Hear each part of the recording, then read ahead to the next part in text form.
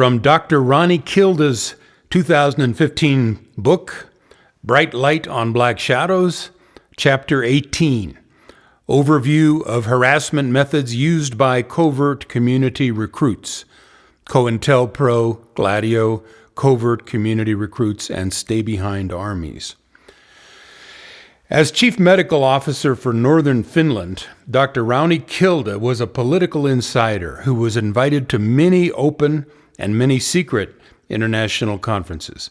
She was privy to top-secret documents.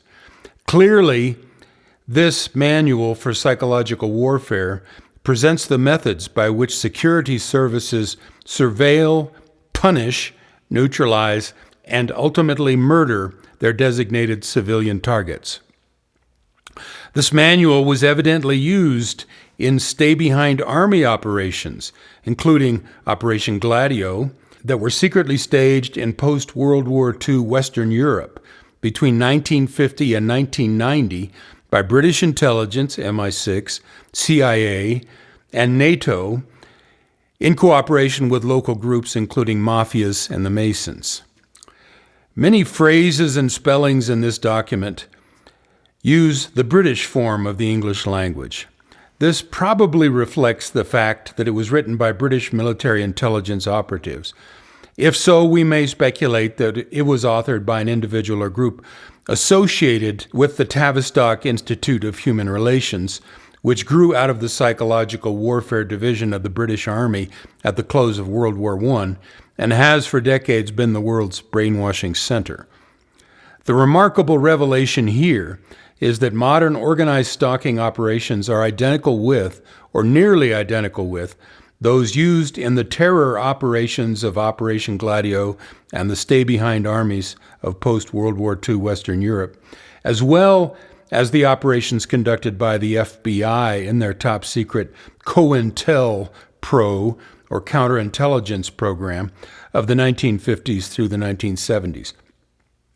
It is worth noting that as of 2013, U.S. Special Operations Forces, in other words, the U.S. military, is engaged in similar destabilization and citizen elimination operations being carried out in the name of counterterrorism in approximately 134 of the world's 195 nations. See, the world is the battlefield, U.S. SOCOM involved in 134 counterterrorism wars. Okay, the manual. General. Operations in general are of the active surveillance type. Passive surveillance is watching a target covertly to obtain information about the target. Active surveillance can include information gathering, but it also includes the agent making the target aware they are under surveillance. Beyond active surveillance, agents perform acts to keep the target uncomfortable around the clock. Although operations are silently approved of and covered for by the official justice system, they are not seen as criminal in nature by citizens who do not have a strong sense of right and wrong. Agents must take great care that each and every act of punishment is deniable.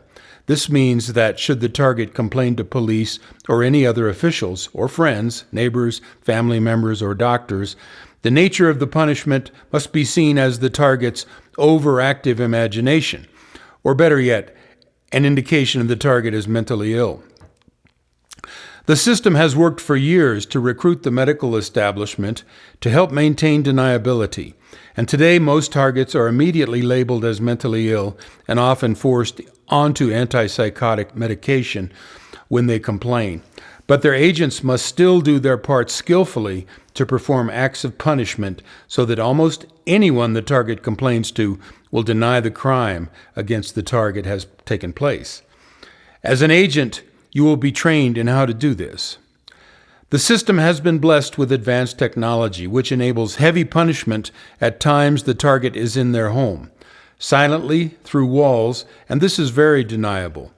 Agents must pass their initial training and demonstrate a high level of commitment to maintain community safety and the ability to operate deniably before they will be considered for advanced electronic punishment training. Electronic punishment training is beyond the scope of this manual. The organization is very fortunate in that we have been able to recruit top specialists to back up field operations people. Psychologists are the key to finding ways to maximize feelings of stress and hopelessness in the target, and degrading the target's health from many individual minor invasive punishment acts. Technicians in all fields, telecommunications, electric power, building electrical and alarm systems, and utility employees in all fields use their positions to inflict many absolutely normal-looking problems on targets on an ongoing basis. And of course, the services of many skilled locksmiths are invaluable in this. As a community-based agent, CBA, you will have the privilege of working with a team capable of delivering better justice than the official system. 2. Surveillance. Surveillance is the foundation of all operations. Both community-based agent, CBA, visual surveillance, and advanced electronic surveillance are used. This chapter will cover only local agent visual surveillance. Your local lead agent will schedule surveillance watches for each target in that community. Each target will have at least one CBA watching them at all times, even while at home and asleep. Each CBA surveillance team will be given a cell phone number for reporting target actions and movement to the local control center, CC. Actions to be reported include, but are not limited to, target turns lights on to start the day. Target uses toilet or shower. Target exits residence. Target drives away. Target arrives at work. Or target shops or visits any other establishments or location. Target arrives home. Target eats meal at home or in restaurant. Target engages in sexual activity. Target turns lights off at the end of the day. Target turns lights on in the middle of the night. Target travels out of town. Some of these observations will be performed by the Electronic Core, EC, but CBAs should attempt to make and report as many detailed observations of target activity as possible. The reason such detail is necessary is that the punishment phase of active surveillance requires that supervisors customize each punishment action to match the personality of the target, and the need to make each punishment action appear to be life's normal breaks. One important punishment function of surveillance is to sensitize the target. Targets are never told they are under surveillance or being punished. Instead, close, active surveillance and other activities, happening far too frequently to be written off as life's normal breaks, will eventually cause the target to realize they are under surveillance and punishment. As a community-based agent, CBA, you will be given specific instructions on exactly when, where, and how to carry out punishment actions. As long as you carry out punishment instructions exactly as given, there is no way the target will be believed if they complain, and you will not be exposed to risk of action by law enforcement. How well the punishment actions work depends on how accurate and complete your reports are in many situations. The control center acquires access to properties or apartments immediately next to the target's homes or apartments. Because EC, Electronic Core, has through-the-wall surveillance and punishment equipment, they will be reporting target activity along with community-based agents. In a typical setup, CBAs may be posted in a parked car, where the target's home or apartment can be observed overnight, for example. In this setup, the CB in the car may be instructed to call, using walkie-talkie style cell phones, another CBA or team waiting or patrolling by car nearby to follow the target. Or you may be assigned to follow the target yourself. You will receive instructions from your local center as to following the target. Targets in transit may be either covertly or visibly followed. When in doubt, hang back a bit and contact the center for instructions, as targets in transit can present many unanticipated situations. The center will always have the target's position monitored, so if a target gives the CBA the slip, it will assign other appropriate community-based agents to pick up the target at the earliest opportunity. Be sure to notify the control center immediately if you lose the target.